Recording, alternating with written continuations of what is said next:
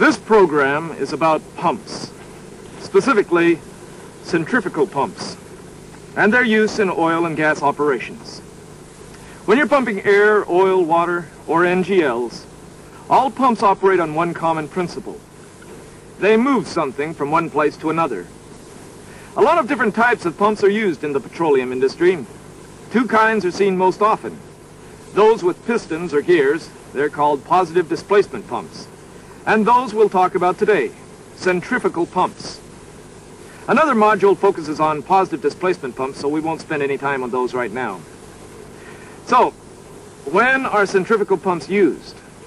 Usually when you have to move a lot of fluid, like emptying storage tanks, moving processed fluids in gas plants, providing emergency fire water, circulating cooling tower water, and, well, many, many other applications.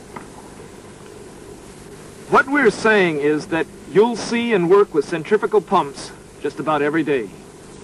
So you need to understand them, and this module will help you do just that.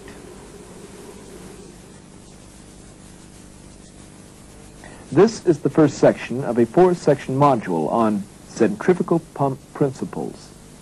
This section introduces the various parts and operations of centrifugal pumps.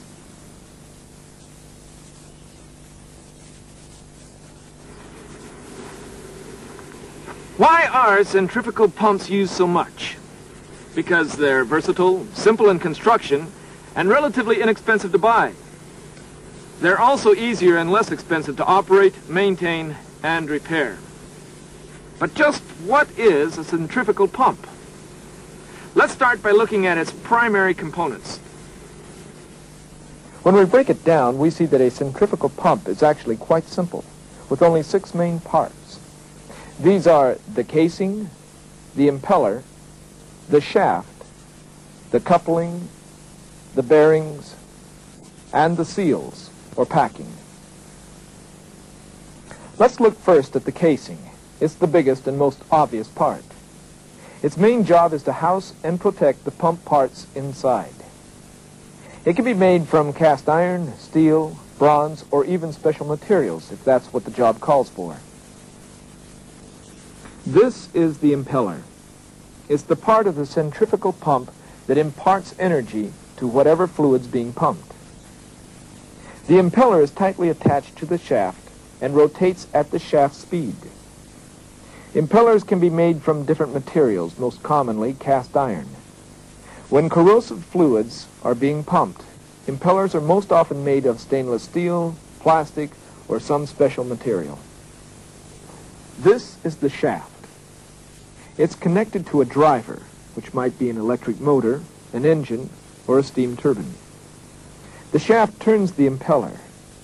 Steel is the most common material for shafts. Let's stop. Here's the driver. There's the pump itself. What links them? This, the coupling. It connects or couples the driver to the pump.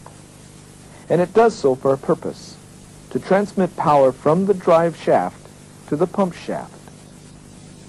Although they might seem simple, couplings are as critical as all the other components.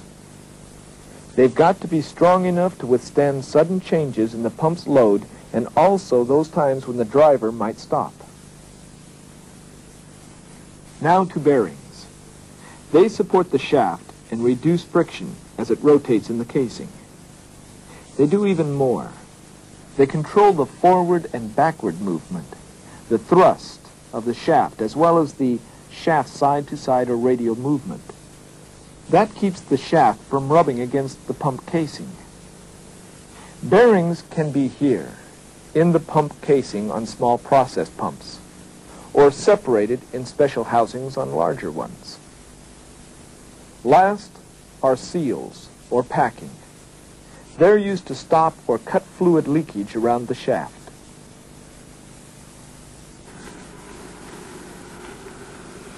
That's how a centrifugal pump's built. Now let's see how it works. Centrifugal force is the key.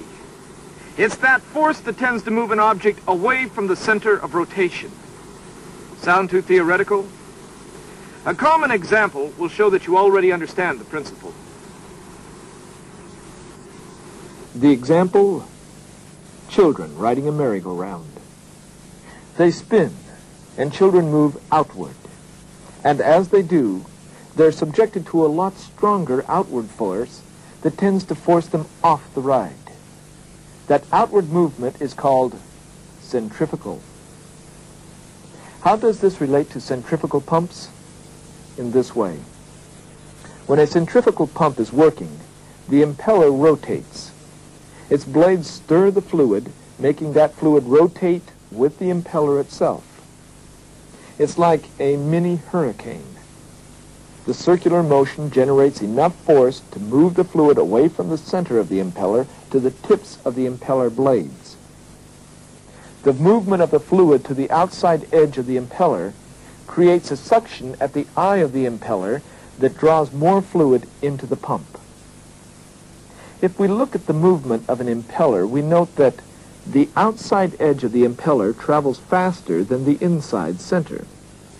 So, to stay up with the impeller, the fluid has to move faster as it moves outward. That increases the energy of the fluid. The fluid leaves the outside edge of the impeller. As it does, what happens? It enters a specially designed area of the casing known as the volute. The volute is wider at the discharge nozzle than where the fluid leaves the impeller. There's more space, which causes the fluid to slow down. Its velocity decreases. The fluid gives up some of its energy. But that's not all. Energy just doesn't disappear. It's converted into pressure.